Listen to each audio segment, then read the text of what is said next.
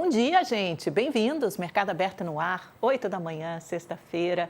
Sextamos, Brasil. Ou não, né? Parece que as notícias acontecem de uma forma tão veloz que elas transbordam para o fim de semana e nem no sábado e domingo temos descanso. Mas vamos lá, rememorar o que aconteceu ontem, que nós demos a quente no momento em que saiu, que foi a liquidação da REAG. É uma gestora independente de fundos, era a maior do mercado, que não era associada, vinculada a bancos, tinha uma rede grande de fundos sob ela, sob a sua gestão, a sua administração. Tem uma matéria na Folha que explica bem o que era a REAG. Essa notícia da liquidação saiu exatamente ontem, quando a gente estava no ar, né? Então, olha só, era a REAG Trust, ela já havia sido, pode baixar um pouquinho a reportagem, gente, por favor. Então, qual era o tamanho da REAG? 352 bilhões de reais sob administração em novembro, segundo a Anbima. No ranking de administradoras, ela aparece na 11ª posição do país. Ela chegou a comprar uma empresa de capital aberto, foi parar na B3, mas já tinha saído no final do ano passado, justamente para não ter que cumprir com todas aquelas regras de governança e transparência, porque a REAG foi alvo da Operação Carbono Oculto, aquela que mirava a lavagem de dinheiro do PCC, do crime organizado. Naquela época, o João Carlos Mansur, que era o fundador e o presidente do Conselho de Administração da REAG, teve que se afastar. Ele foi alvo também da segunda fase da Operação Compliance Zero na quarta-feira. Então, um dia antes da liquidação da REAG, de novo, a correlação grande entre esses dois fatos. Primeira fase da Operação Compliance Zero no finalzinho do ano passado, que coincidiu com a liquidação, e não à toa, essas coisas acontecem juntos, Polícia Federal, Ministério Público e Banco Central atuando de uma forma conjunta, várias instituições do Estado, regulador, investigadores, nesse combate a fraudes, a suspeitas de fraudes massistas, né, no sistema financeiro, no sistema bancário. Então, foi a liquidação do Master e a fase 1 da Compliance Zero, que mirou o banqueiro Daniel Vorcaro, e agora a fase 2, que mirou toda essa barafunda, essa rede, essa trama de fundos sob a REAG, muitos deles com ligação do Master, né? Então, qual era a suspeita? Que você usava aquilo para desviar dinheiro do Master, passar para uma rede de fundos, para uma série de laranjas, inflar esse patrimônio e depois esse dinheiro, como uma ciranda mesmo financeira, aliás, é um típico esquema de pirâmide, né? Voltava para o Master. Você compra ativos podres, infla o valor daquilo no seu patrimônio, parece que você tem um patrimônio muito maior do que efetivamente tem, e aquilo volta para o Master na compra de CDBs. Então, e o que acontece, essa é uma outra parte importante, né? O que acontece com os fundos, os cotistas, os fundos que estavam sob a REAG, né?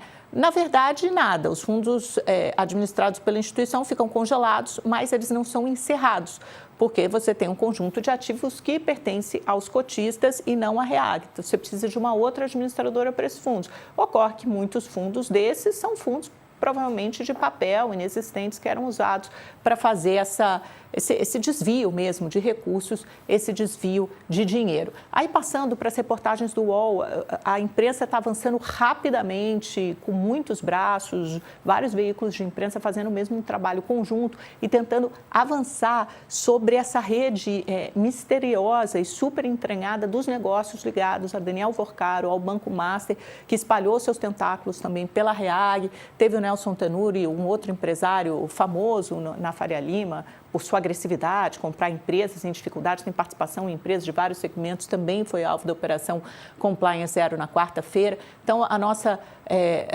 Natália está trazendo a seguinte matéria exclusiva hoje. PGR aponta fraude em fundo usado por Vorcaro no Atlético Mineiro. Ele tem uma participação importante no clube de futebol, se a gente puder mostrar. E aí fica uma dúvida a quem pertence esse fundo, porque esse fundo também ligado ao Master, né, ligado à REAG. A gente vai entrar na matéria já, se a gente puder. Então, vamos, por favor, para baixo, para a gente conseguir ler.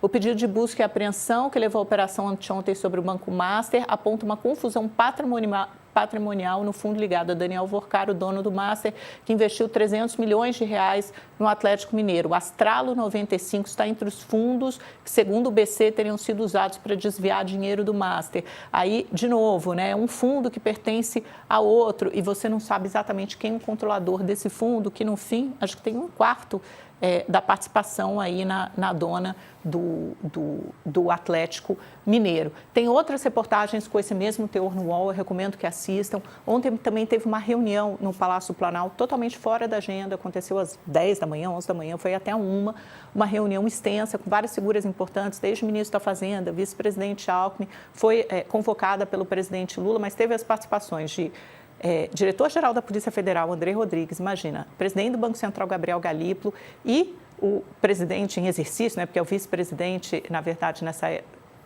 nesse momento de recesso que está em exercício, que é o Alexandre de Moraes. Figuras que estavam ali se digladiando instituições em confronto, em atrito, nos últimos dias, chamadas a sentar na mesma mesa. Supostamente, a pauta oficial é para debater o combate ao crime organizado.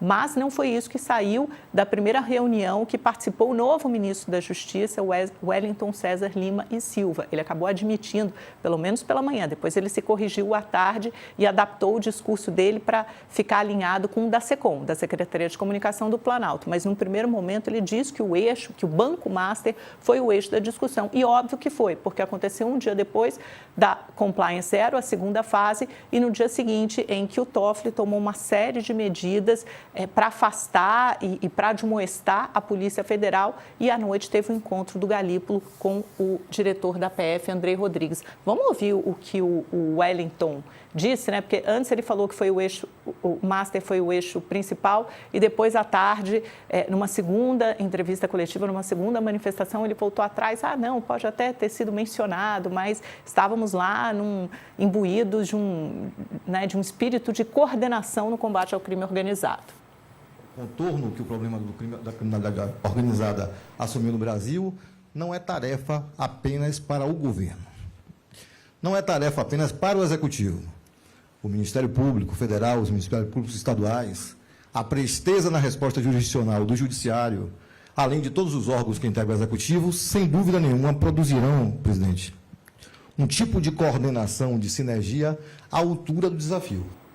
Coordenação, sinergia. O Lula também tentou adaptar essas palavras, inclusive trazer o combate à corrupção, na verdade, a combate aos crimes que aconteciam no Master, que estão sendo investigados agora, como um exemplo do que deve ser feito no combate ao crime organizado, principalmente da corrupção do que ele chama de andar de cima. Olha lá. Depois da situação do Banco Central com o Banco Master, eu quero falar ao meu delegado da Polícia Federal, ao procurador-geral desse país, falei ao presidente da Suprema Corte, estou falando ao ministro, ao advogado-geral da União, que eu não convidei para a reunião porque achava que estava de férias.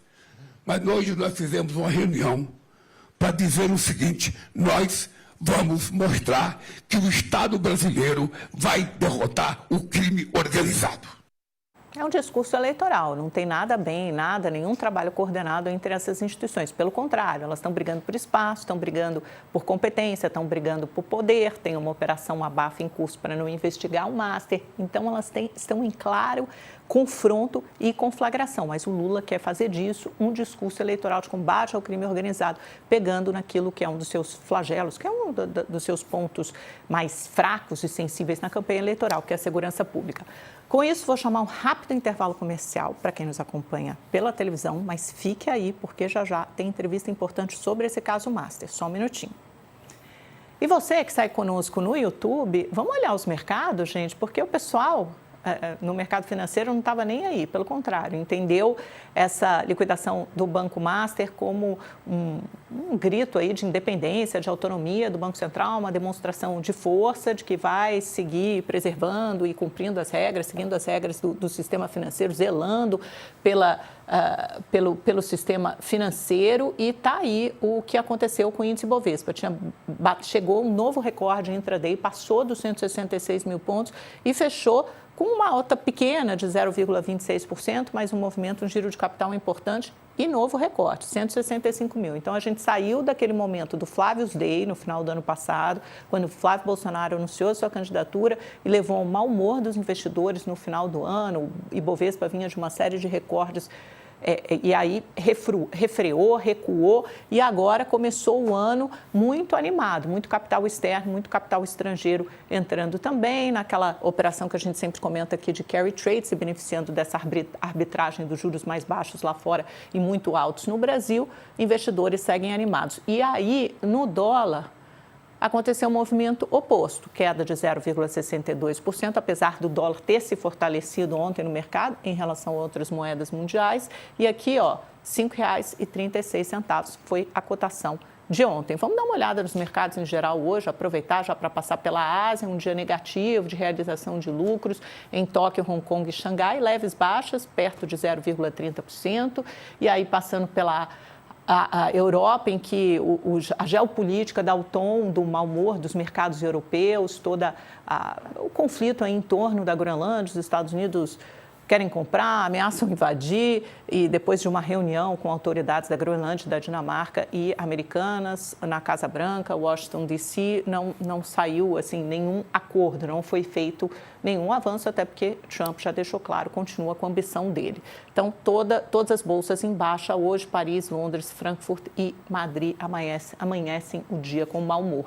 E, por último, aquele sobrevoo pelas bolsas americanas, subiram ontem, SP 500, 0,26%, Dow Jones alta de 0,60% e Nasdaq 0,25%. No fronte geopolítico, vou até ressaltar aqui o petróleo, que teve uma queda importante ontem, por causa da história do Irã. Tinha aí todo um medo, uma tendência dos Estados Unidos lançarem algum tipo de ofensiva contra o Irã, fosse cibernética ou fosse militar, por toda a questão ali das manifestações. Mas houve um recuo do Irã, que não executou aquele manifestante de 26 anos, graças a Deus, mas mesmo assim muitas pessoas morreram, né?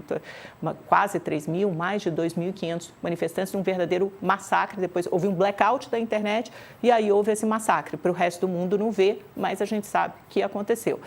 Pessoal da televisão de volta conosco, então só para dar uma olhada no petróleo ontem, nessa forte queda, o Brent caiu 4%, o WTI mais 4%, mas hoje de manhã já havia novas notícias de que o Trump está mandando alguns porta-aviões de volta para aquela região. Lembra que o Gerald Ford saiu lá do Oriente Médio, por ali, e veio para a costa da Venezuela, aqui para perto, quando ele estava ameaçando a Venezuela. Agora ele está mandando a tropa de volta ali para perto do Oriente Médio, sempre para ficar com aquelas opções de ataque. Por último, o varejo ontem, a gente começa a nossa entrevista, muito rápido, subiu mais do que o esperado, 1%, sendo que a previsão do mercado era de 0,2%, indicando uma força da economia, principalmente isso aqui é Black Friday, tá?